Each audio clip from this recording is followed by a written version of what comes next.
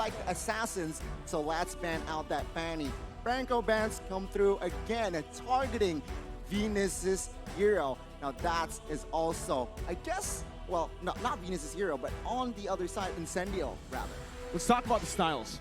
Stylistically, for both these teams, they're the complete and polar opposites. Yeah. For Incendio Supremacy, there's a high prioritization on getting those pick-off heroes, those assassins, to dictate the early game by going for these objective takes and going for early skirmishes. Meanwhile, we know how Blacklist International likes to play. That Ube strat, where they wait for their power spikes, mainly OHEB, to really start snowballing in the game. In this game, I do want to see if Incendio can play around that, because they know that Blacklist, they want to group up together. So either find a way to counter when someone's grouping up, or just catch, because catching heroes, just like Kufra, has got a huge buff where when you're in the bush, now you can't hear them engaging. So I want to see if Incendio, which area are they going? Either countering the group up kind of strategy, or you just want to pick them off. And I know for a fact that Apex likes the Kufra. He likes the initiating hero, so that hero in particular might come through in today's match, in this game. So let's see here.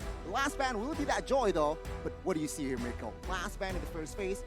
Any thoughts? For me, it's just all respect, right? This is what we've come to expect in the bans, especially considering the team's playstyles. Blacklist International, heavy prioritization on getting these crazy skirmish/pickoff heroes out of the way. And for Incendio, it's quite similar. That Farsa that we've all come to see and love from Haji, the 1-1 that's just heavily respected right now, and the Glue. The Glue that's currently pretty broken, man. It's very broken, but I kind of feel like this is just because they want to try to control Edward. But the thing is, Kaja is an amazing pick. So I kind of feel like Blacklist, they're setting up their own draft by choking out Incendio in what they want to let go, like what do they want to go through, because Glue is a terror in the EXP lane, and you don't want to give any advantages to Edward, but they have to let go of the Kaja. So right now, looks like Blacklist, they have two ways to play the game. If they want to group up, they can, because Kaja, the first kill, it can lower the enemy damage. But if they do want, they can pick people off. So, wow, a very early Lunox pick. What do you feel about this, Gani? Lunox, a very strong mid to late game hero. So I guess Incendio, what they're trying to do is trying to find the good, solid early game to get more items for that Lunox. To add to that, they add another physical attack hero here in that Beatrix. So I like it. It's quite balanced, magical, and physical. So let's see the response from Blacklist. In that department, I'll have to agree. But looking at it now, they picked up both of their carries, which are now very susceptible to the counters coming in for Blacklist International. They opt to go for a carry and a Valentina. Two heroes that we've seen before from Blacklist. Both flexible. And that's the thing right now. Carry. Is it going to go to the gold lane or the jungle? Valentina, mid or jungle? Yeah, okay. Very, very interesting. So I want to say Incendio looks like they're securing their win conditions first, because they're highly prioritizing the damage dealers, right? Where usually you see the second pick being the one countering the draft, but right now Blacklist International, they're setting up a potential counter for whatever Incendio wants to put up, because Carry is amazing in his patch because of the changes of the corrosion side as well as the golden staff. And picking it up early, it kind of forces Incendio to not pick tanky heroes. You will not survive. You will not survive. I kind of feel like they take it away because, like you said, it can't go to the jungle, it can't go to the gold lane. So being a flex pick in the first 3 picks is a very huge play for Blacklist. Well, again, Incendio here. I feel like this Atlas pick is really bold, realizing that they have already Valentina on the opposition. So that Fatal Links could be stolen away. Let's see though. I feel like in the banning phase, Diggy Ban should come through. Yes, straight away. Now, Blacklist, what are they going to target here? Are they going to target the XP or perhaps the jungler? Well, right now, it's exactly how LaFelt put it, right? They're already setting up their win condition, which is currently just team fight. They want to go for those team fights, and the Atlas provides a little bit more for that engage to really set up for the damage output being given out by both the Beatrix and the Lunox.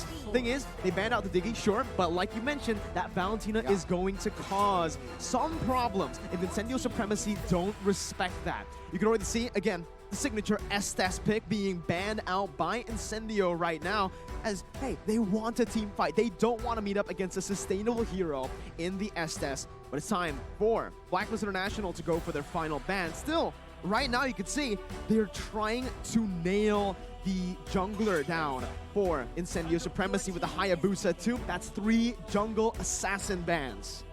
I think everyone knows here that TNZ likes to play the assassins, and that is also why Blacklist International, they opt for a assassin bans twice in the second phase. Now though, Incendio taking their time in the first phase or the second phase, I personally feel they should pile more towards the XP. Lapu Lapu is available, but no, they opt for that Youth Song perhaps to catch that carry, you know, more easily. A Yuzong that is definitely a matchup that is somewhat nightmaric for Blacklist International. This was the Yuzong, well, not the exact same Yuzong, but the pick that really gave them a whole lot of trouble. Yeah, this Yu Zong pick is almost like forced because looking at the meta right now, if you just let the marksman do whatever they want, then it's GG, man. Yep. It's a complete nightmare. So I love the Yu Zong pick because even Blacklist International, they're kind of letting Incendio know we can't handle backline divers because most probably this Kaja is going to be a roam Kaja and you can only catch one. So if you can force out the ult very, very early, then everyone else can go in, and they're picking up the Benedetto right now for Edwin, and they're picking up the Kadita. And here's the thing, I heard that the Kadita is actually one of the top picks just because of the way that she can actually put pressure on the map, really making it so that whatever your win condition is, you want to play early, you want to play mid games, like, no. Going up against Kadita, forget about it. You're not going to be able to execute. I mean, to add to that, right, Lufel, Miracle, take a look at the composition. Crowd control, they have the Divine Judgment, they have Kadita, massive, huge crowd control. Plus, to add to that, they have Valentina that can take the Fatal Links away. So, crowd control, it looks like Blacklist, they want to team fight here, especially after level 4. All they are going to look for is team fight. Whoa, but Incendio responds What? a Guinevere that's most probably going to the jungle. Wait. We're swinging the stops, and yes, it is TNZ in the jungle, and Wise is bringing out that Valentina in the jungle. Here's the thing, right? Here's the thing, because there are changes in the items as well, where right now basic attacks is looking very, very strong, right? So giving Guinevere that kind of buff, like, it's not a direct buff. It's like a I don't know what to call it, right? But you're buffing one thing and then you just subsequently buffing the other chain. thing. So this is gonna be interesting. I haven't heard about this Guinevere pick. In the jungle, right? In the we jungle. saw it. Wise was actually playing it back then in Season 10 of MPLPH. He got inspired. He got inspired, and right now, Incendio Supremacy with their dive composition up against Blacklist International's comp, which has a bit of everything. They have pick, they can team fight, they can front and back, and they can also dive. So, right now, I just want to ask you, Lafel, before we get into the Land of Dawn, who do you like better from the drafts? In terms of the drafts, I gotta go for Blacklist because it's a very safe draft, right? Because it's easy to execute, and yeah. 5 seconds till the end. Well, ladies and gentlemen, it's time to dive into the Land of Dawn for game number 1. The opening of the M4 World Championships with Blacklist International on the blue side and Incendio Supremacy on the red side. I mean, in hindsight, I thought Blacklist was the only team that wants a team fight, but now I get a better closer look. Incendio, they have the Atlas, they have the Youth Song, they have the Beatrix. I mean, they are also looking for a team fight. Oh, they have information that Wise has used the Retribution. Will they take advantage of that?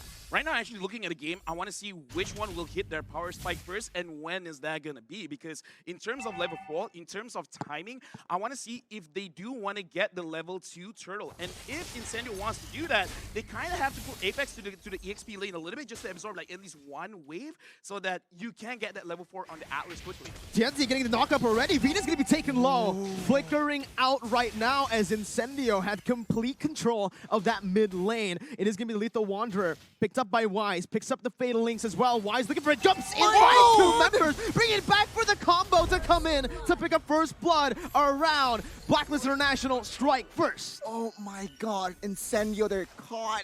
Yeah, a good initiation from, of course, the Valentina Wise there.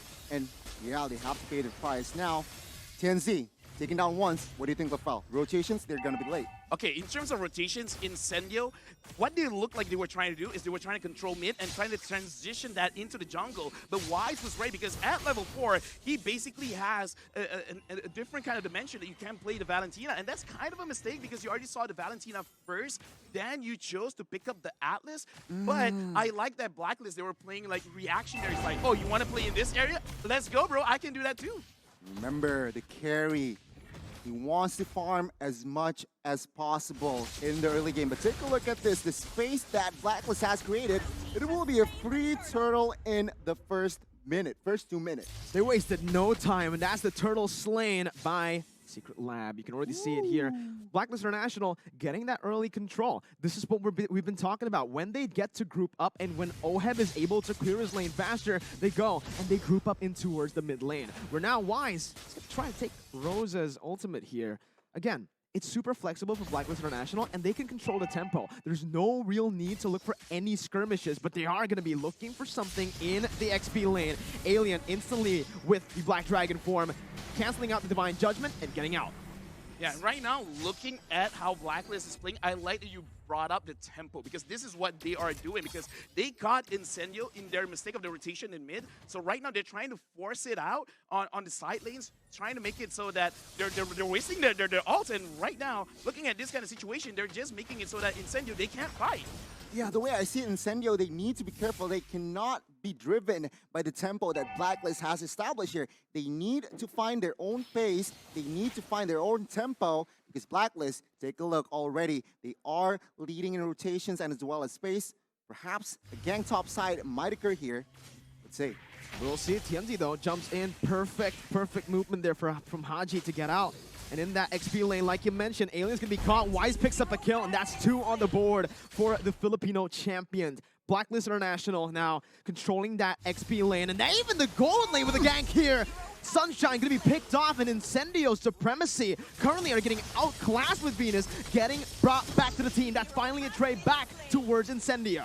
I mean, take a look at the spells here. 2 Petrifies with a lot of CC. Blacklist, they're ready to party, but take a look at Tianzi. Tianzi, right now, caught in the midst of it all. Right now, Edward's able to actually dish out so much damage. Wise picks up the orange buff. Alien jumps in with the damage as well, but Wise comes out, gets out with a Black Dragon form.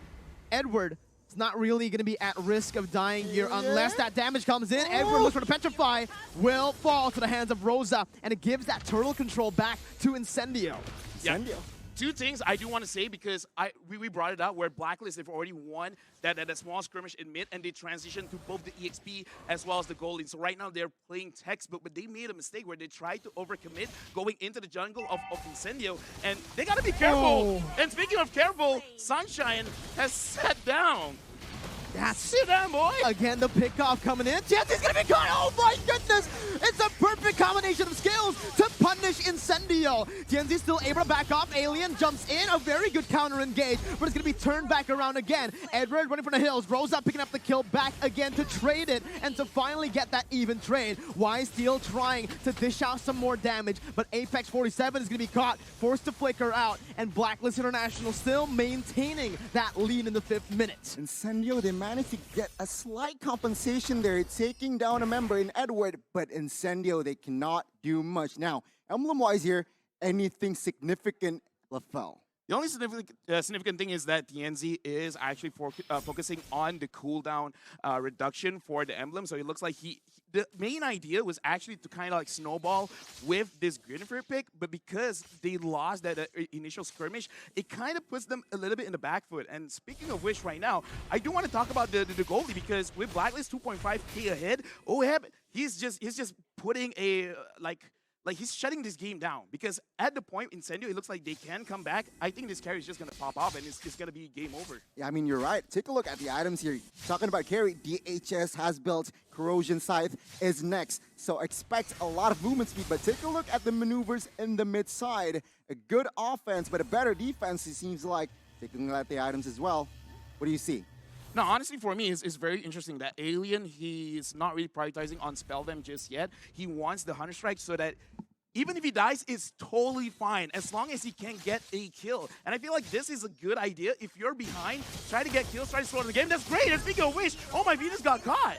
That's the pickup that Incendio wants to look for. They're looking for the skirmishes already, and Wise is forced to back up. We can already see the positioning coming in as Incendio tries to get the mid-control. Petrify with the final blow popped in by Edward. No real follow-up. Haji's gonna jump in for Apex. Finds the Fatal Links onto 2 members. Edward running for the hills, getting fished out by the damage coming from Alien as Sunshine gets the damage on towards Haji. Oh, head right for the hills. He's gonna fall, and it's a 3-4-0 for Incendio Supremacy. Venus jumping in, looking for the Divine Judgment, but will not be able to find it. Incendio equalize with a massive team fight going in their favor.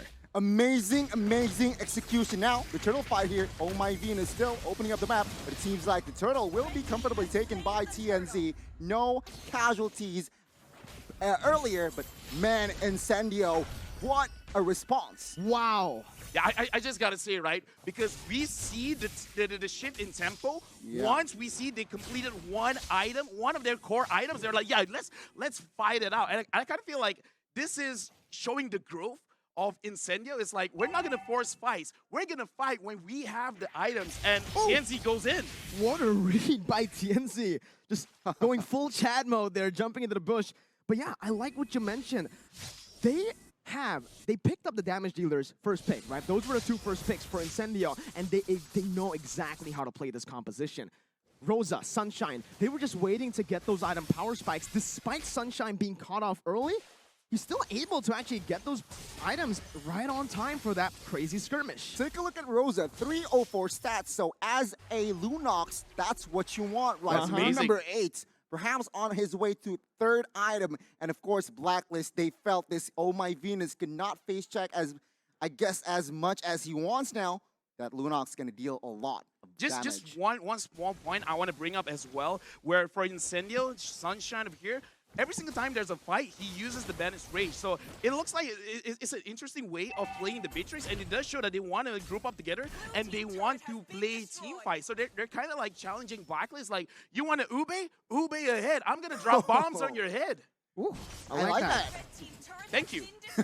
It rhymes, man. Oh, I love your rhymes. I try. Rapper LaFell, but man, again, I agree with you. There's so much CC, there's so much AoE damage coming in from Incendio that it kind of forces Blacklist International to split up in these fights. And guess what? That's not what they want to do. Blacklist International with their signature Ube, they want to stick together. That's the thing. Looking at their composition right now, it feels like it isn't a full Ube comp. It's a composition right now that's a bit more flexible. And because of that, right now they are actually losing out in the board control in the 9th minute of the game. Take a look outside though. Alien, Black Dragon Fall popped here. 3-on-1.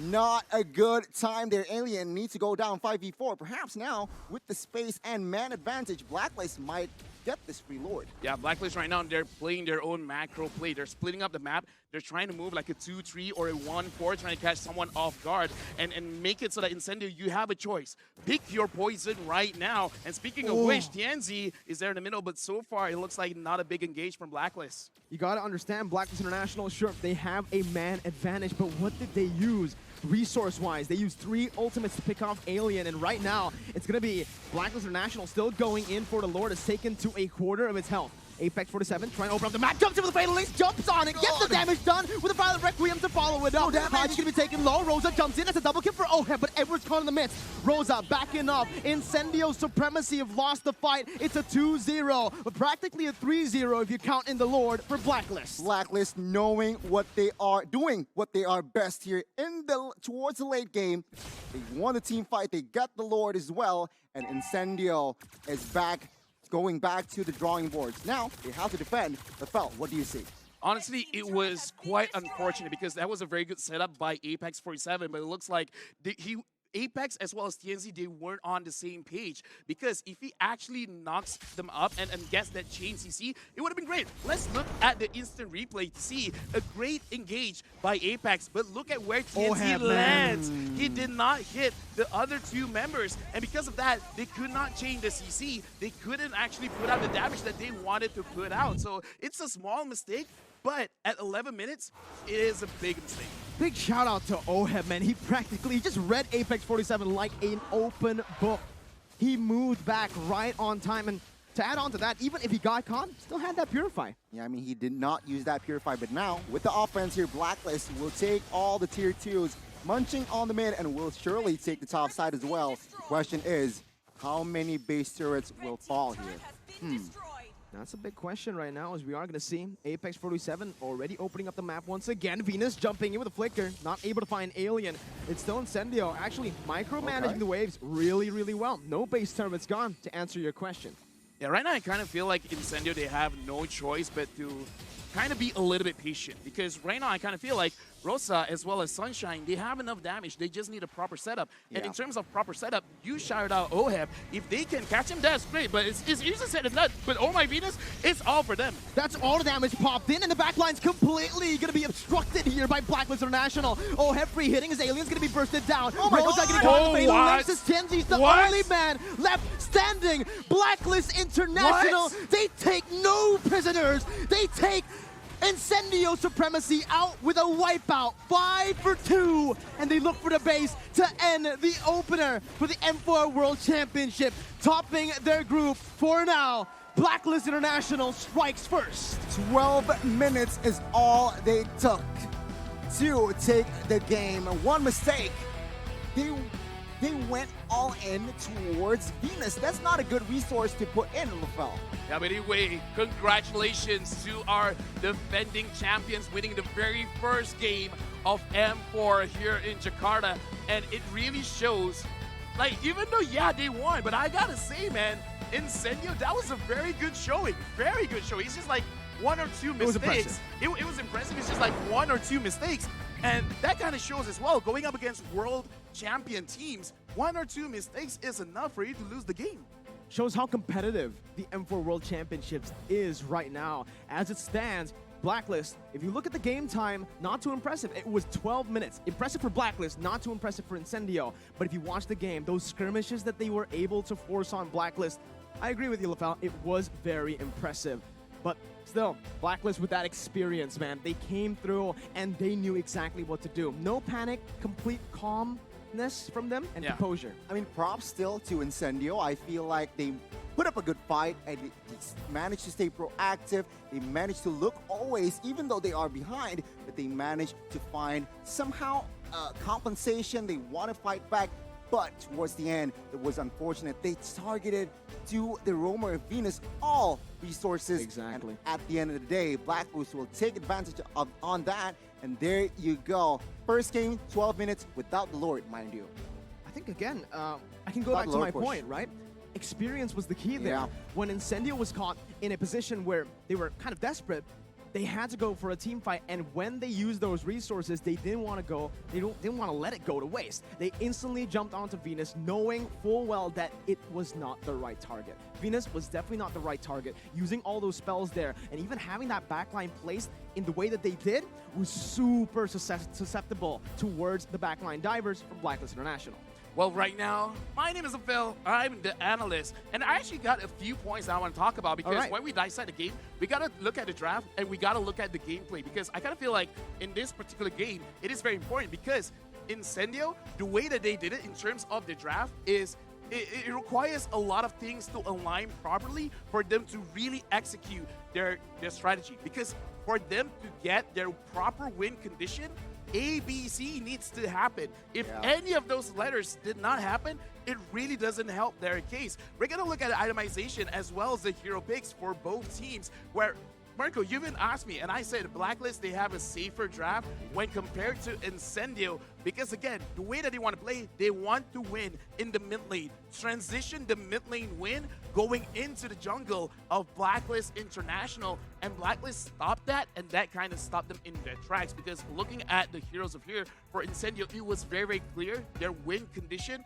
was Rosa as well as Sunshine, the main damage dealers for the team. And Blacklist International, they got a lot of options, right? Because Karita, Benedetta, as well as Carrie, and honestly, the Valentina as well, offer so much to the game, to the team, that makes it so that Incendio, if you want to go in, you have a lot of problems to really deal with it. Because Wise playing the Valentina, even if he doesn't get the Atlas ult, just the Terrify effect is enough to kind of stop any kind of engagements. And that is a very, very big thing that they have to consider whenever they want to go in. So that's in terms of the draft. Incendio, it's kind of complicated. It's good. I like it, but it's kind of complicated. I mean, you're right, LaFell. Agreed. And remember, in the second phase, it was Incendio who banned out Diggy. But take a look at Blacklist. Okay, Incendio, you banned out Diggy. Let me pull up the heroes that can have a lot of CC and 2 Petrifies on the board as well. That just creates, and of course, asking for a team fight. Well, you know, back again to your point, LaFell. I agree. I feel like for Incendio Supremacy, I feel like it's just one-dimensional, right? Their composition. They were looking at team fight. If they don't get that team fight, Blacklist International, with their composition, they're going to be able to actually flex pretty, much better. They are able to adapt to every single situation. If they lose on the skirmishes, they can always just go for the picks, which they did up against Alien. Yuzong, the big problem for them back then, no longer a problem here. Yeah, let's look at the stats, because in terms of damage dealt and damage taken, it's not by much in terms of the difference, but the big difference is damage to the turrets, and I feel like this is one of the bigger factors, because Incendio, the fights that they won are the fights where Blacklist International, they're mispositioning themselves, but when they're mispositioning themselves, they're nowhere near objectives, and Incendio, they could not use that advantage to secure any map pressure in terms of taking away turrets from Blacklist. I mean, Blacklist, they managed to secure the waves first and then rotate, and then perhaps the pickoffs occurred. But then again, well played Incendio. And again, congratulations towards Blacklist. But let's take a look at the MVP. It's got to be Wise, man. Because here's the thing. If you have just one hero that completely counters whatever the opponent wants to do, you guys want to engage? I'm going to make you scared. I'm going to terrify you. My team wants to engage? Let me borrow your ult so that I can start things off for my team. Just one hero, Wise could do it all. Yeah, even despite all the nerfs towards this hero, the Valentina remains... Nerfs? Yeah, what nerf? What nerfs? That's basically Valentina's reaction. What nerf? I can still steal everyone's ultimate. I can still change the course of the game with just one ultimate if you have a game-changing ult. And they saw just the Lunox was... That Lunox was the right answer already, right? The Lunox provided the Valentina with a solid ultimate, good damage. I mean, come on, man. Picking up the Atlas there. Oh, you mentioned it. You set it up, Gani. The Valentina was going to have a lot to play with, especially considering the Diggy was banned. Exactly. I mean, take a look at the KP as well. 69%. And of course, Nice. the item builds. Nice. Exactly. Like it. Divine Glaive, Glowing Wand. Man, it's just all magic power and penetration. Let's take a look at the highlights, shall we? Yeah, looking at the highlights, again, I want to bring up... I'm going to bring up where Incendio, they have a clear idea what they're supposed to do. This is where Blacklist completely understands, all right, you guys want to fight mid, you guys want to control the jungle, we're going to go in. And Blacklist, they know if they can stop Incendio from getting any side and objectives, it's going to be great. So they want the XP, they want the gold. They're just slowly setting up a checkmate for themselves. And Incendio, the kills that they get, they can't really capitalize on it. So you said it, like experience. Which I kind of feel like Incendio, they got the mechanics. If they have a few more games under their belt here in M4, they could seriously be a huge threat for any of the other teams. Because again, they were fighting against the defending world champions. And they, like, it's not like a stomp, you know? Like, it's an amazing game. It was back and forth, right? The only reason it went to 12 minutes was because both teams were just going for the fight. And again, LaFell, this was the moment that basically sealed their fate. Yeah, Edward, man, he was the MVP in this particular fight because, oh my Venus, he was like getting caught is not that big of a problem because when your team is ready, I can die. I will take one for the team, just take their base. Yeah. An amazing performance in general here from side of Blacklist. They are defending champions, of course. A good opening match we got, but we still got more for you guys in store. In case you missed it, Blacklist 1, 2, Incendio 1-0, ladies and gentlemen.